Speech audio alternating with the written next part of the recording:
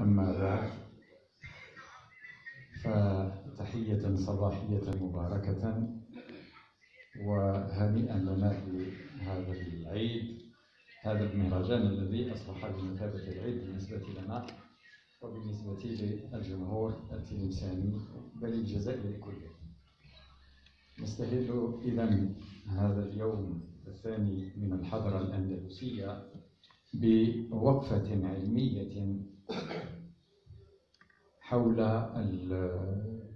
الموسيقى والطرب الأندلسيين، انطلاقا من إيماننا أن التراث في حاجة إلى نبش وخدش وبحث لاستيفائه حقه من العناية ولتوصيله إلى الأجيال المستقبلية. وإذن لي الشرف أن أرافق واحدا من أعمدة الموسيقى الأندلسية، ليس فقط على مستوى تلمسان بل على مستوى المغرب العربي والعالم كذلك. وكنت آمل أن يكون الجمهور التلمساني أكثر اهتماما وأكثر حضورا في مثل هذه المناسبات التي تعمل على بحث تراثنا الذي هو جزء هام من هويتنا، ولكن كما يقولون البركة في التقليد. Je vais essayer de faire une présentation de M. Salah Moukli. Je lirai d'abord ce que je lui ai demandé de m'inscrire sur une feuille qu'il vient de faire tout de suite. M. Moukli Hassan Salah, que tout le monde connaît, que tout le monde aime, et dont tout le monde apprécie tout l'effort qu'il a fait, qu'il continue de faire dans le domaine de la musique classique, la musique andalouse en particulier. Il est professeur de musique et maître de la musique andalouse reconnu à travers le pays. À titre personnel, il fait des recherches en musicologie et en organologie. Dans sa carrière, il a participé à plusieurs colloques sur la musique, à l'intérieur comme à l'extérieur du pays. Il a regroupé les poésies chantées du répertoire algérien. Il a enregistré ses connaissances et la transmission du patrimoine. Je pense que ça résume un peu la portée de cet effort dont je viens de parler, et qui mérite toute l'attention et, disons, tout l'amour que nous lui devons. L'intervention qu'il va nous présenter ce matin a pour titre Al-Masdar Ta'rif wa Dirasa Muqarina, défis et études comparatives. Je porterai à l'attention du public qu'il était programmé pour ce matin 4 interventions. Nous avons pensé, compte tenu de l'absence de public, compte tenu aussi de ce retard que nous avons mis à commencer la dite rencontre, nous pensons qu'il serait préférable de donner tout le temps possible à M. Salah Moukli ce matin, et le reste de la programmation sera, disons, défini ultérieurement, sans doute dans le courant de la semaine, avec une meilleure publicité pour essayer d'avoir le plus grand public possible. Wa shukran, tfaddal Ustad.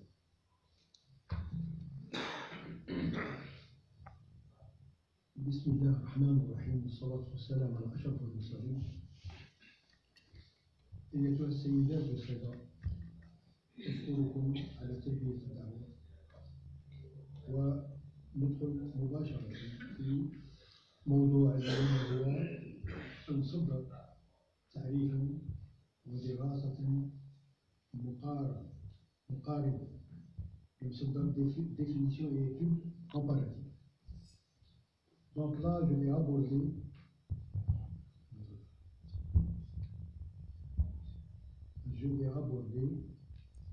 un sujet qui me chagrine un petit peu. Pourquoi? Parce que le Msaddar a toujours posé des problèmes à toutes les associations jusqu'à maintenant. Et surtout, nos jeunes n'ont pas cette habitude de lire. Et nous savons que la mémoire fait défaillance et la transmission orale change tout le temps. Et c'est pour cela que je suis allé très loin dans mes recherches. Je suis allé jusqu'à 1903 où nous avons entre les mains un livre qui s'intitule كشف القناع عن آلة السماع للأستاذ المرحوم غوثي بوعلي. كتب هذا المرجع سنة 1903 وطبع في الإديسيون جوردان في 1904. الغوثي بوعلي هو موجود قبالتنا هنا.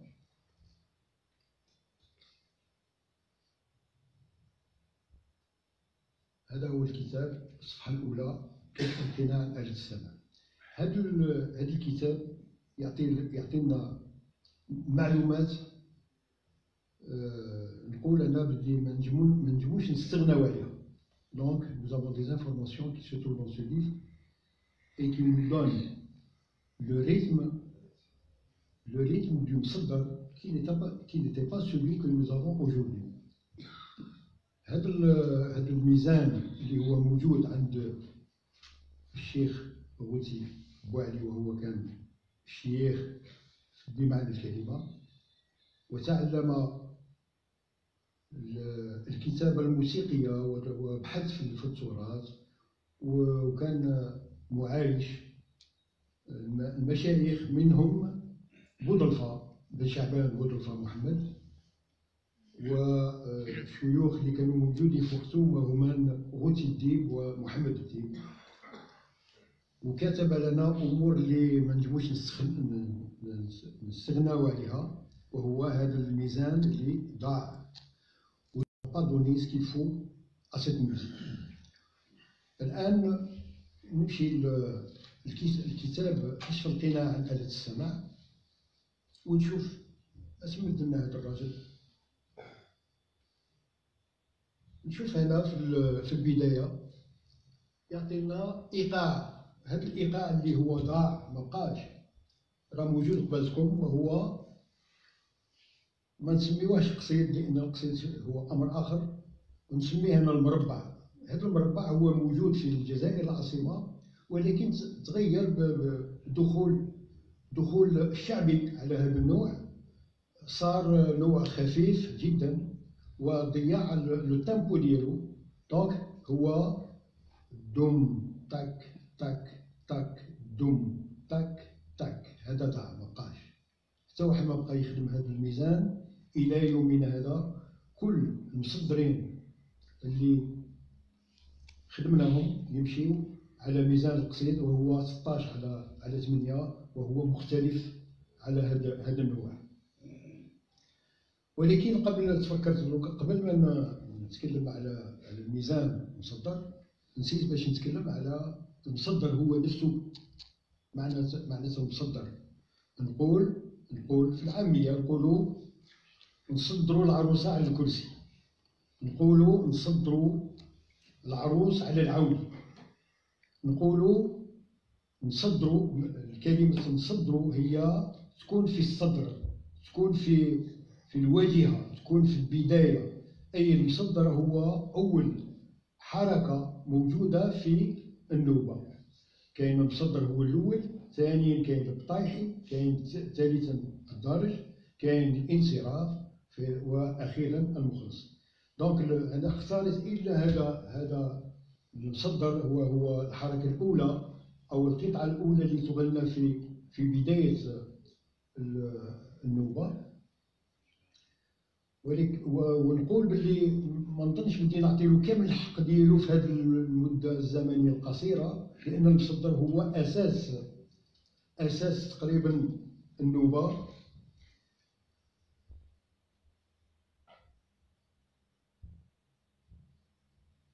أساس النوبة هو قلنا المصدر. المصدر هو قطعة موسيقية تعزف وتغنى في بداية النوبة. هذه القطعة تعطيني أساس الطبع وأساس الميزان، هي تمد لي الطبع. الطبع هو المقام، ليش الموسيقال. دونك تمد لي هادو وتعطيني، ونوجد فيه كل أنواع الشعر من المشاحات والأسجال، ويكون إما شعره كاملا أو سباعيا أو خماسيا أو مطلوق. هادو من الأنواع اللي نوجدوهم في المصدر. ربما هذا المطلوب ما نوجدوش في الدرج أو في الانصراف، ولكن نوجدوه في المصدر. ثم المصدر هو أساس هرم الميزان، هرم الميزان النوبة، وهو لا بيراميد دي ريتم كي سو تروف دون لا نوبة. شكون اللي يمدها لنا؟ يمدها لنا المصدر. هو أساس لا باز دو لا بيراميد دي ريتم دو لا نوبة. النوبة وفي النوبة يعبر شعريا على الوقت والموضوع والجمال والصورة الكاملة. أي المصدر هو يمد لي كامل هذه الأشكال اللي نوجدوهم. إذا كان يغني على المساء، على غروب الشمس، دونك يعني اون تيماتيك، دونك نشوفوا بلي كامل الصنعة تمشي على هذه على الموضوع هذا. دونك المصدر هو اللي يعطيني الانطلاقة، هو اللي ينباني، يقول لي فين ماشي. المصدر هو من أصعب حركات النوبة، يتطلب من العازف والمغني مهارة كبيرة ودقيقة في هادو زوج يمشيو مع بعض. قلنا عرف هذا المصدر عرف تغييرات جذرية في ميزانه.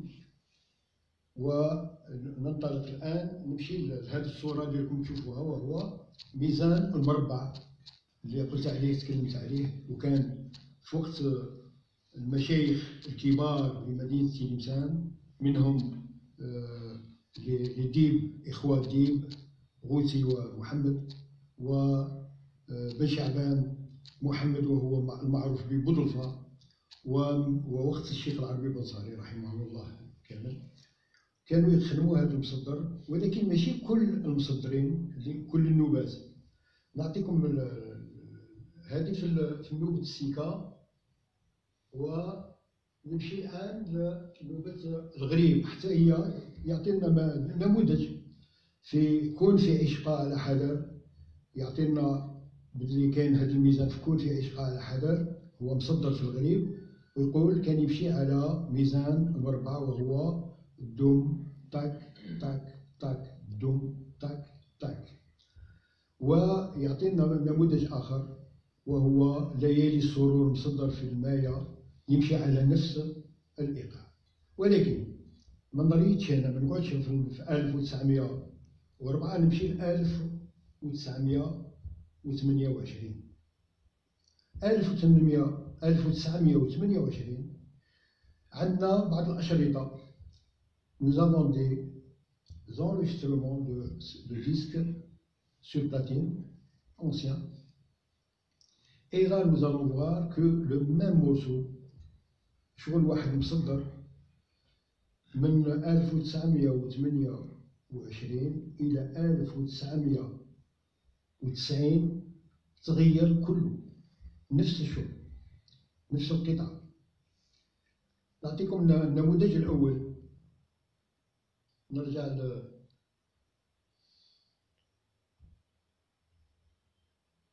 كل حال. لما lorsqu'on a branché l'ordinateur avec le datashow, il m'a un petit peu chamballé tout ce qu'il y avait sur le répertoire. Donc je vais essayer de classer les choses au fur et à mesure. Donc nous avons cet enregistrement.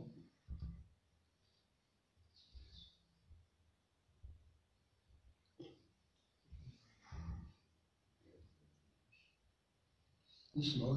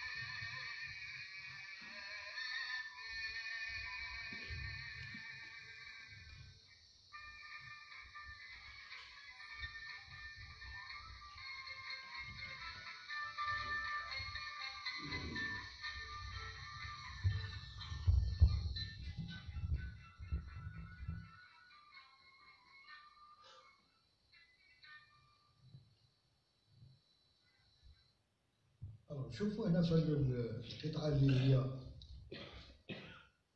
تعزف من طرف جوق الشيخ العربي المصري رحمه الله وتحت قيادته، والمغني هو أردوان رحمه الله في سنة 1928. نشوفوا باللي هذا المصدر هو حبي حبي، مصدر رمل الماء. الشيخ العربي يستعمل في البداية استخبار عراق، ما يستعملش رمل الماء، هذه أولا. ثانيا يستعمل في الغناء لما يكون يغني رضوان رحمه الله يستعمل ميزان بشرف رباعي، والجواب يكون على ميزان أنقلاب. هذا مقاش، هذا النوع من الغناء.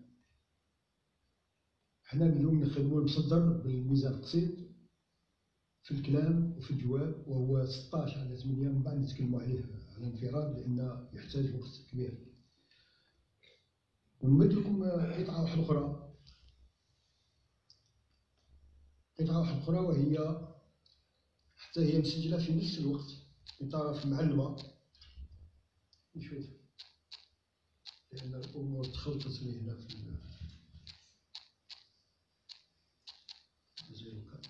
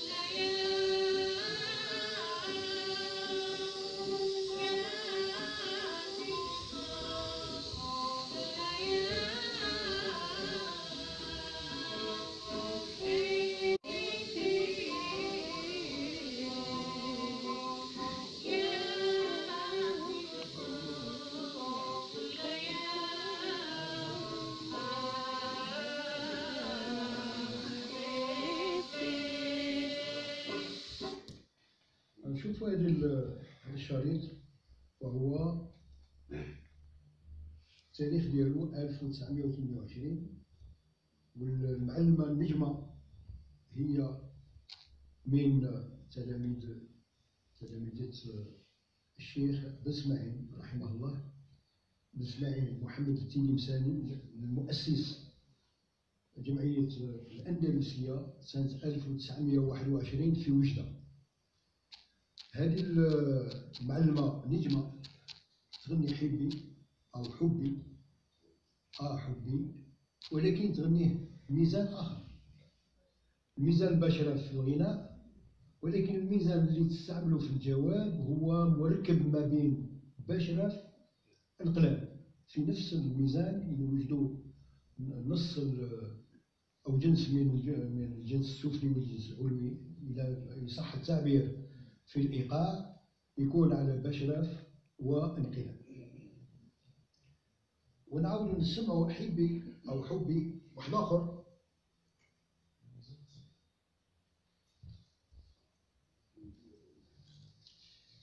ثالث و 13.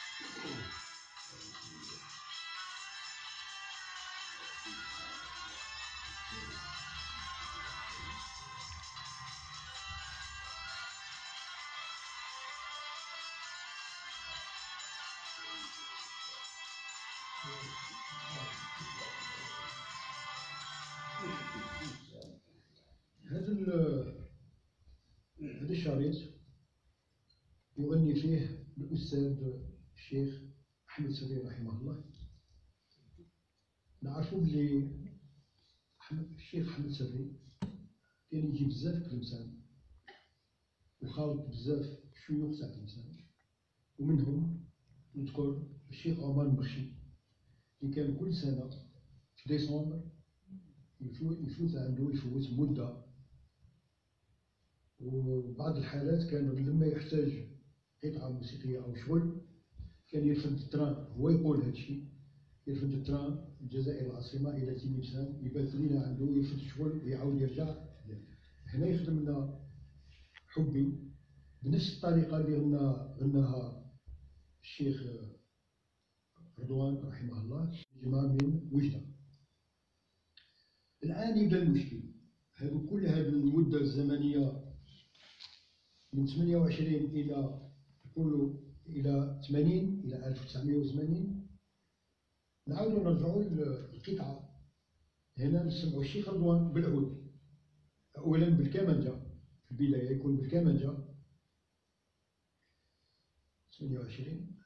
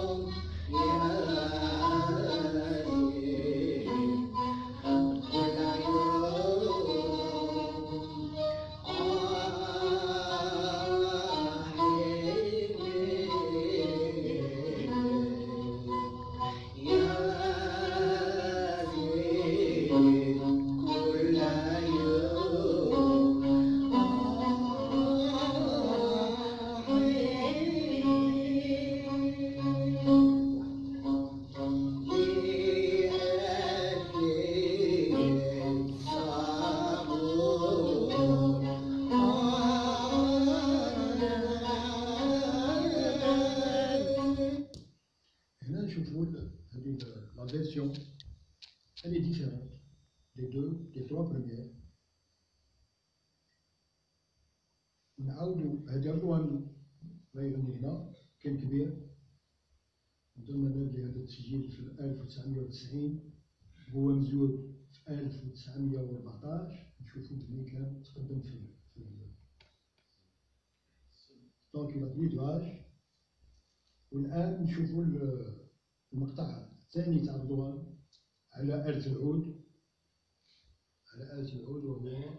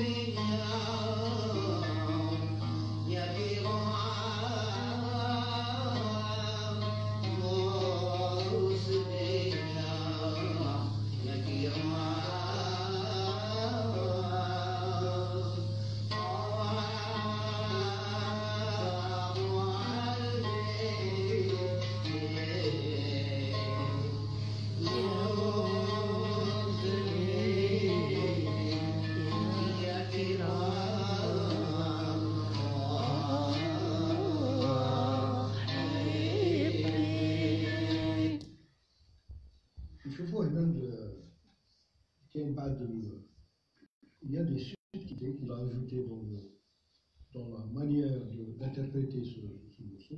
Donc il y a beaucoup de subtilités qu'il n'a pas fait dans le premier enregistrement, à savoir l'enregistrement fait avec l'alto, sur l'alto bien sûr. Et nous passons maintenant à la dernière version, celle de l'association La Slam, qui a interprété ce morceau, ce pseudonyme, avec un support rythmique. Donc, nous allons l'écouter.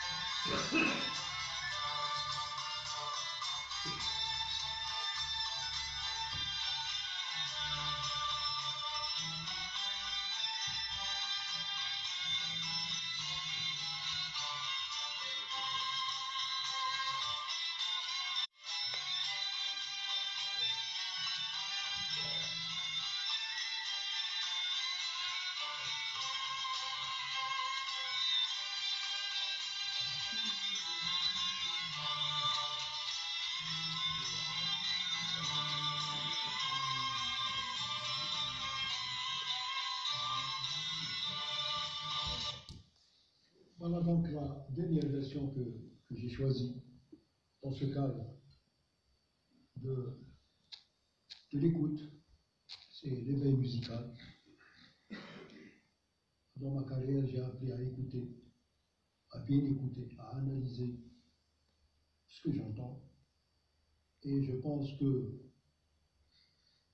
la meilleure manière pour rendre service à cette musique, c'est de l'étudier, parce que la transmission orale, dans la transmission orale, il y a beaucoup de défaillances.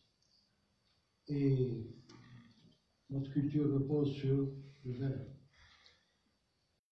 نزوج البنت بكلمة. نكتب الشعر نقول القول هذا. ما نقولش الشعر نقول القول. بالبارول. الشاعر نقول البارولي الجوال.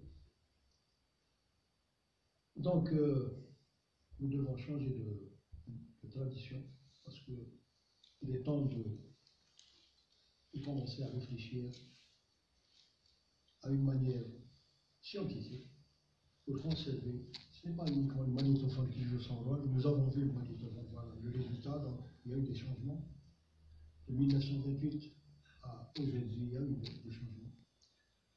La société change, elle mute, elle est en pleine mutation. Donc, la musique suit. بكري كان الذوق في 5 تاع الناس يجي المعلم ولا الشيخ الرباعه ديالو دونك il y avait 1 plus 4 رباعه سي 4. Aujourd'hui nous avons des orchestres de 50-60 éléments. كان الشيخ يجيب المقفوله والصراوه العربي والقفصه تاع الشمه باش يعطيو اسمه ما يشمش ولكن يعمل القفصه تاع الشمه باش يعطيو الصوت باش يغني لهم الكلمه ديالهم. اليوم راه يلبس بالبابيون يعمل الريحه كريستيان ديور etc. Donc nous devons changer cette manière de voir les choses. Et la meilleure manière pour avancer, c'est que Tlemcen aura un laboratoire où les gens, les connaisseurs, les gens scientifiques, les gens, des maîtres, parce qu'il ne faut pas oublier, le maître, c'est la connaissance. Le maître, c'est lui qui donne ce qu'il va donner en mémoire. Et à partir de là, notre musique sera sauvée, Inch'Allah. Parce que nous avons un lourd fardeau sur les épaules et nous devons à tout prix transmettre les 1200 pièces musicales qui se trouvent dans ce répertoire. Barakallahu fikum wa shukran jazilan. Shukran, Esther Boukli. Au nom de tous, je le remercie vivement pour cette intervention riche en informations, mais surtout riche en émotions. une leçon de spécialiste performante, une mémoire qui concède au moindre détail son importance, une analyse des plus lucides et des plus profondes, mais aussi une tristesse de constater que ce patrimoine riche en enseignement est en train de perdre son essence, voire son âme. Il serait donc temps de s'en inquiéter et d'aller vers une sérieuse prise en charge qui impliquerait pourquoi pas l'université, en particulier l'université de Tlemcen, et qui sans doute pourrait aboutir à la création dans un premier temps d'un laboratoire de recherche dans ce domaine et pourquoi pas un département de musique andalouse à l'université de Tlemcen. Au nom de tous, donc, je le remercie vivement et je vous demande de l'applaudir encore une fois.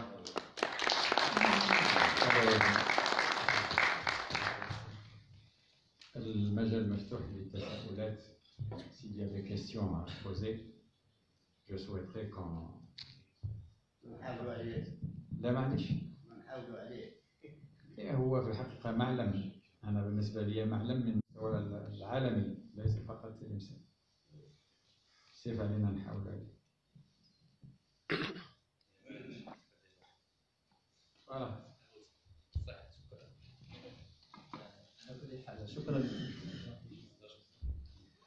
شكرا للصديق العزيز. اسمح لي نسجلوا الأسئلة ومن بعد ياخذ وقته باش يجاوب كل سؤال على حدة. تفضل أستاذ ناصر. كما قلت تفضل سي نوسي. الأستاذ صلاح غني عن التعريف ودائما إلى سيرتان كيتود بيداغوجيك، دائما في حراب اللي نعرفه 40 سنة. الآن حاجة لفتت انتباهي فيما يخص الكتاب، وصلاح راه على دراية في الكتابة الإيقاعية sur le plan rythmique. Moi j'ai vu une mélodie فيها الريتم، alors que l'écriture rythmique elle s'écrit sur une ligne pour pouvoir bien déterminer parce que الضرب الضعيف والقوي ما يظهرش في المدرج تما parce que il y a des mélodies des notes. donc أنا تما ما نقدرش نقرأ إيقاع في المدرج الموسيقي. donc الكتابة الإيقاعية تكون في الخط الإيقاعي. هذا السؤال الأول لماذا؟ ولكن الشيء الثاني فيما يخص الكتابة أيضا بالنسبة للجمهور سي صالح. واليوم الطرق الحديثة ألا يمكن أن باش المستمع ولا المتفرج الإيقاعات اللي مستعملة فيما يخص المصدر أسكو ما كناش نجمو نشوفوها مكتوبة حسب السير اللي كان يسير عليه القطعة الموسيقية. هكذا باش نشوفوا الفرق ما بين الإيقاع اللي كانوا يستخدموه قديما والإيقاع الآن حديثا. وشكرا. أستاذة خلفة أعطينا السؤال الثاني. أعطيها. شكرا لما يأتي به كل ما يعطينا من معلومات ومعرفة حول هذه الموسيقى والطرب كما نقول الطرب التلمساني. J'évite le mot andalou, bien sûr, comme toujours. Je me bats pour ça d'ailleurs. Bien, écoutez, je suis en plein dans cette interrogation. La conférence que je devais donc entamer aujourd'hui, c'était sur l'anthropologie musicale au service de la nouba, et bien montrer que cette nouba n'est qu'une scientificité, je l'ai inscrite dans les mythes à la platonicienne. Le mythe en tant qu'intelligibilité, en tant que rationalité, c'est une science. Donc on est forcément poussé, comme le dit notre maître, à aller au-delà de l'application, de la pratique musicale, mais dans l'aspect scientifique. Moi, c'est un appel à M. Boukli de faire partie, Inch'Allah, de ce projet qui est, dont je développerai demain ou après-demain, qu'on reportera, avec de très nombreuses interrogations concernant, y compris même le poétique, qui va en harmonie avec le musical et qui est complètement mis de côté, puisqu'on voit aujourd'hui, et quelle est la raison, justement, où l'instrumentiste, comment faire, qui pratique son jeu instrumental et qui ne connaît pas son texte. Et quand il le connaît avec des erreurs d'articulation, de prononciation et de signification.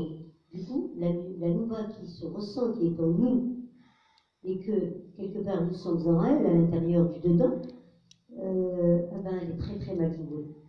Et cet aspect dont parlait justement M. Bissot aussi, que c'est une émotion, elle est complètement en voie de disparition. Alors là, c'est vrai qu'il y a aussi un travail que d'ailleurs hier, j'ai pas donné à cause de ça.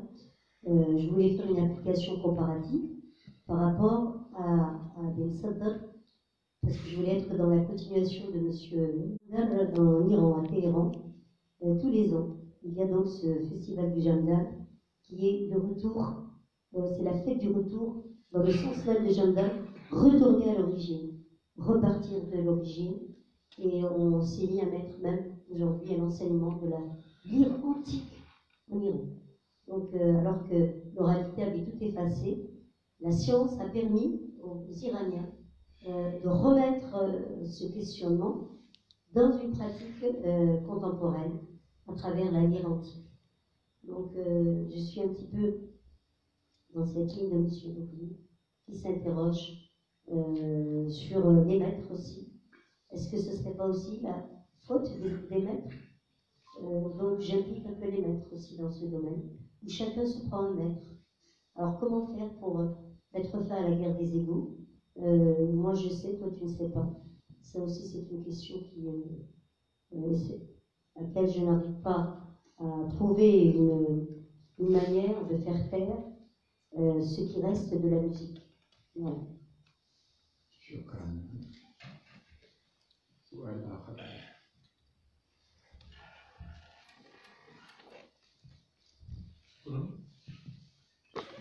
السؤال تاعي هو اليوم لما نسمع هادو الانواع تاع تقديم المصادر نسأل. La question qui me vient tout de suite à l'esprit, c'est de savoir comment on pourrait faire pour essayer de repérer quelle serait la véritable présentation d'origine. Quelle était la version la plus ancienne éventuellement, et ce sera toujours très difficile de choisir à travers les exemples que nous venons de voir, quelle serait disons, la version la plus authentique. Quels seraient les critères qui nous permettraient de dire que telle version est plus authentique que l'autre? Voilà un petit peu la question que je voudrais poser. وشكرا. سؤال آخر.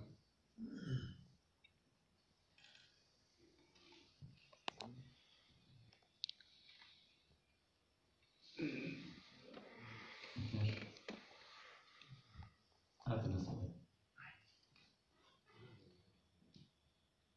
استاذ ترشاوي. Monsieur Mesli. علاش؟ نشطنا. فوزي. Bon, je poserai une question. بالنسبة للسؤال البسيط اسم الجن مش لا بويزي هي اللي ركبت على الميزان ولا اشبه الميزان كان يعني كان شكون هو الاول؟ اشبه تعمل الميزان ولا التركيب جات على اللحم ولا حتى داروا لا بويزي شيوخ الولاء عملوا لا بويزي وشوت ركبوا عليه الميزان. شكرا.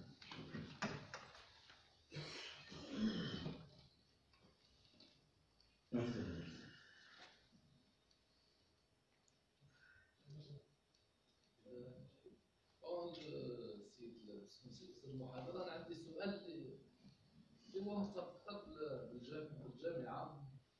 تعرف أنت خير مني أنه اليوم السيستم الأمني هذا راه يمشي مع في الغالب مع واش راه مطلوب في السوق.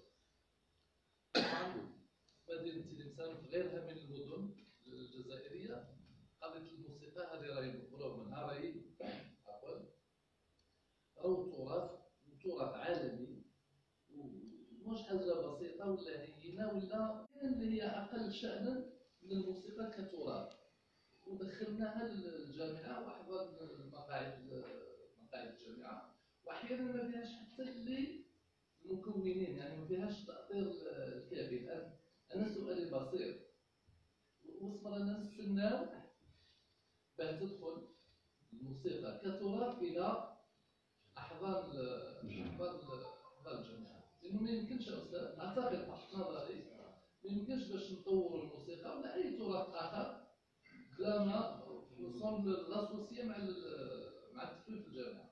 شكرا. شكرا أستاذ.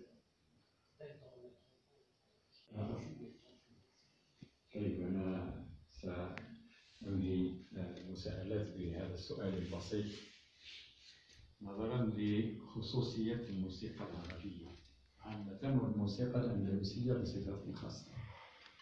هل هناك صعوبة في استقلال هذه الموسيقى وكتابتها باللجوء إلى الطرق العلمية؟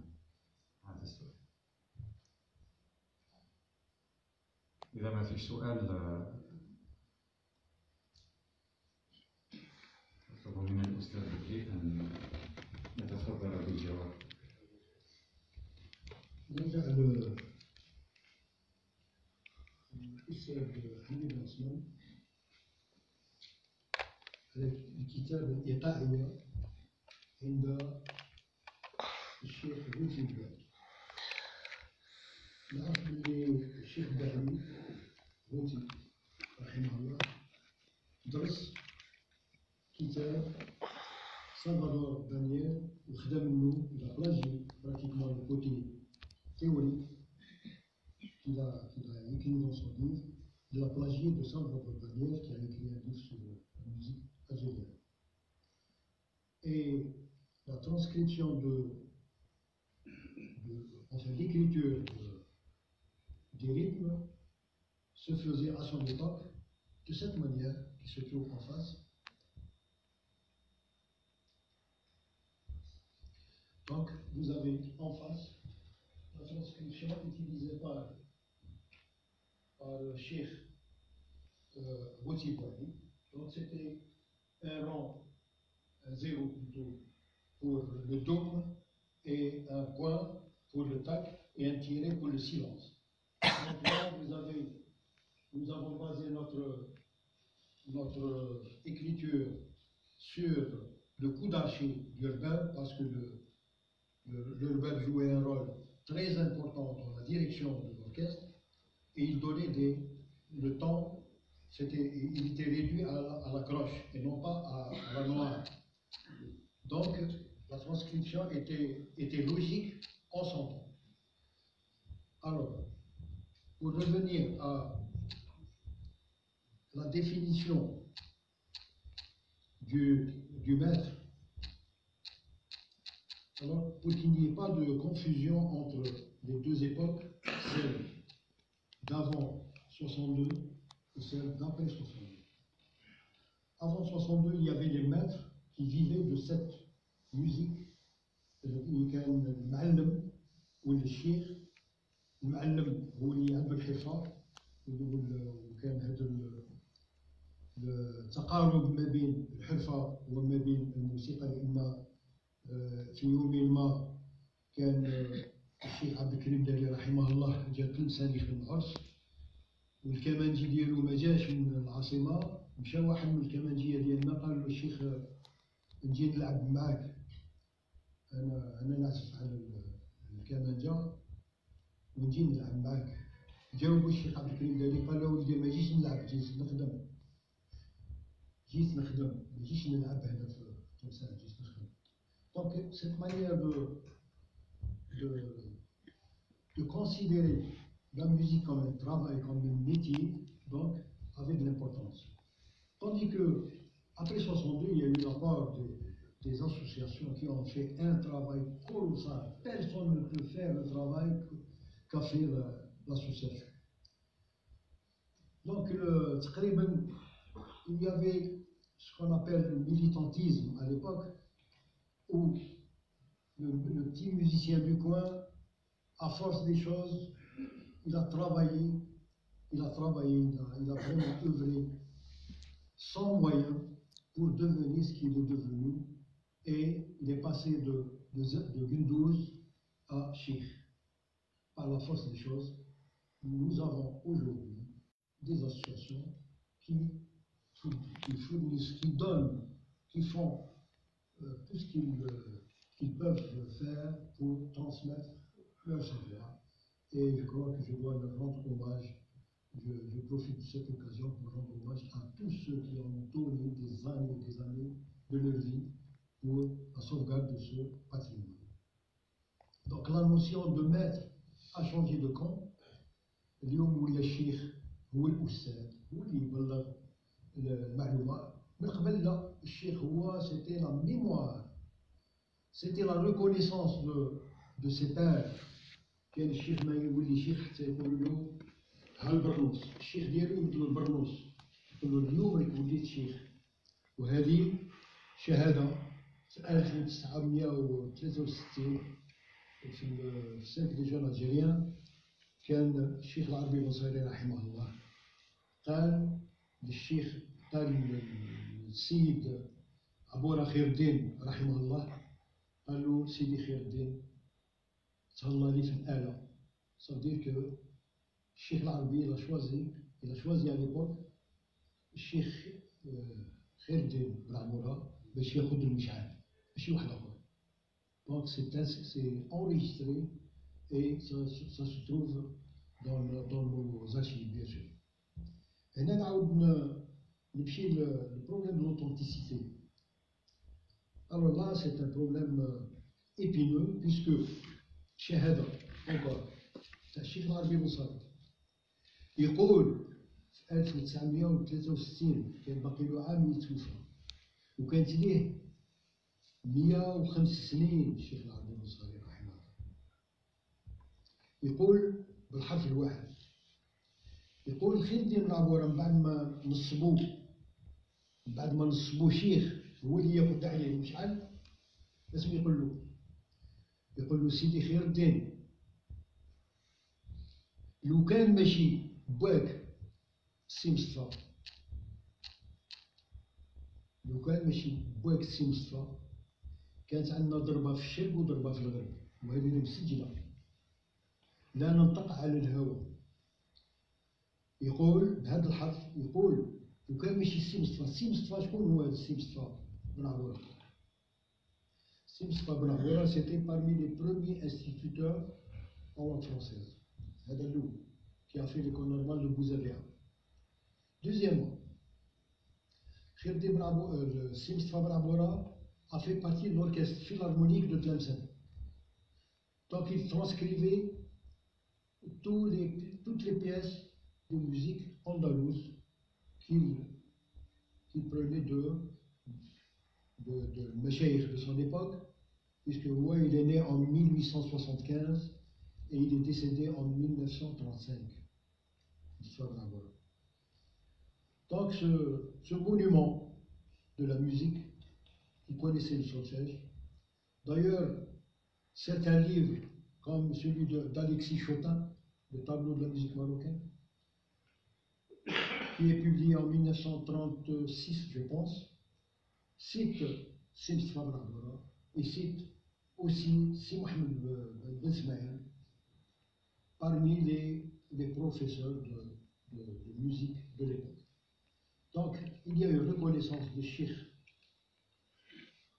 l'Arbi Bessari à Simsfa, et il le met sur un piédestal pour dire que sans l'aide de Simsfa, notre musique était quelconque. Et là, je reviens toujours au travail qui a été fait à partir des années 32, puisque Cheikh l'Arbi Bessari a changé sa politique d'enregistrement. Donc à partir de 1932, il a enregistré pratiquement tous les msadrines de l'Qsid, le Mizan Qsid, donc il a abandonné le Mizan Marba, et il a enregistré le site. Et pratiquement toutes les associations, on va lui réserver une partie de ma petite communication. Donc, le travail qui se fait aujourd'hui, c'est ça le travail qui devait se faire depuis longtemps. Et je tiens à remercier les associations qui font un travail pertinent et extraordinaire. Alors je reviens à cette question d'authenticité. Donc, l'authenticité, je ne peux pas la situer maintenant parce que j'ai connu l'évolution depuis 1904 jusqu'à maintenant. Et je pense que maintenant, on commence à aller vers la nouba authentique, celle qui donne un pseudo, un tahi, un daj, un salaf, avec une architecture rythmique, celle où on a à la base les intrés qui se trouvent en haut, voilà, les intrés à 16 temps. Donc voilà, vous avez un dôme, un silence, un tech, un dôme, deux silences, un tech, un silence, un tech, trois silences, un tech, un silence et deux tech. Donc c'est 16 temps, 16 coups d'archi.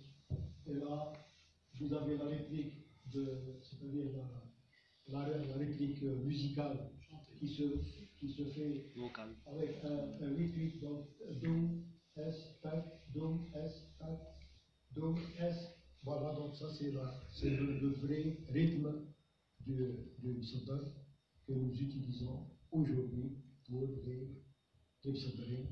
Ensuite, vous avez donc le 16 temps qui me donne 2 fois 8-8, et le 8 qui va me donner un 4. Ensuite, le 4 va me donner le 6, et le 6 va me donner un deuxième 6, qui est mon séraph, et le dernier, ça serait un 3. Donc, c'est la pyramide des rythmes, et c'est la seule pyramide qui se trouve en Algérie, puisque Tlemcen a conservé l'authenticité des rythmes. Et à Alger, vous avez je dirais, les rythmes sont c'est les mêmes rythmes. Et il y a l'Ansaraf et Mokhlos, donc un rythme qui a pris une vitesse, un tempo plus léger. Et ça donne, au lieu d'avoir une pyramide, on a un HLM. Donc, à peu près ce qu'il y a, avec tout le respect que je dois à cette école, qui a pris beaucoup de Tlemcen. Donc l'école authentique, c'est bien celle de Tlemcen, qui est d'une richesse extraordinaire, intarissable. Et je reviens encore au rôle de l'université, bien sûr. L'université va jouer un rôle très important dans la mise en forme du travail qui se fait dans le cadre associatif, parce que les associations travaillent. On fournit un effort colossal et nous devons le rendre hommage. Ensuite, je parle de la transcription. Eh bien, les essais de transcription datent de 1890 où Sibsfa Olabora a réservé toute sa vie pour transcrire le patrimoine. Il a transcrit à cette époque 400 pièces. Malheureusement, il y a des gens qui ne veulent pas les lâcher, c'est dommage. Ensuite, il a donné des témoignages extraordinaires sur ce que Alger a appris de Tlemcen, puisque Cheikh Rabi Ansari était très honnête. Chaque fois qu'il prenait un morceau, une pièce musicale d'Alger, il inscrivait dans son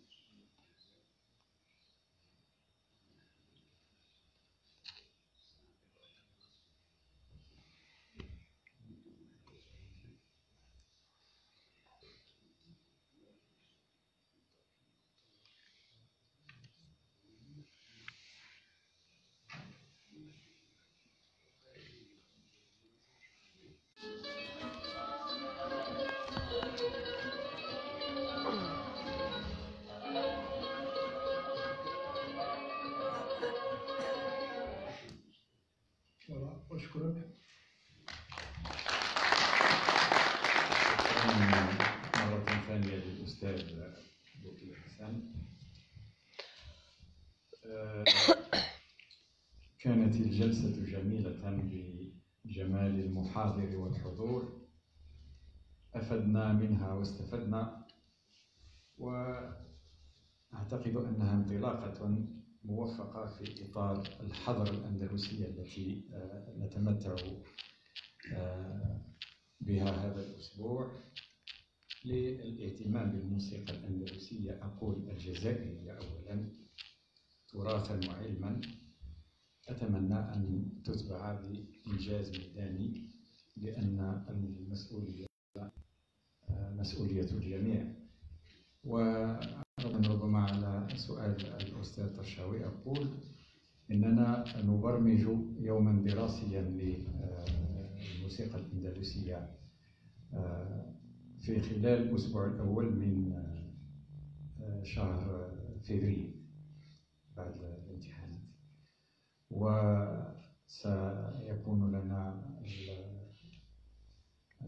تكون لنا الغبطة لدعوة الأستاذ صالح والأستاذ العصلان حمي، وربما ثالثا لتداول هذا الأمر أولا، وقد نخرج من ذلك باقتراح مشروع إحداث مقبر خاص بالموسيقى الأندلسية كخطوة أولى، ربما تتبعها خطوات أكثر أهمية إن شاء الله. إذن أشكركم الجميع على هذا الاهتمام، ونتمنى أن نلتقي في خلال الأسبوع مع محاضرين آخرين سيتم برمجتهم مع مسؤولي الحضرة الأندلسية، وإلى اللقاء.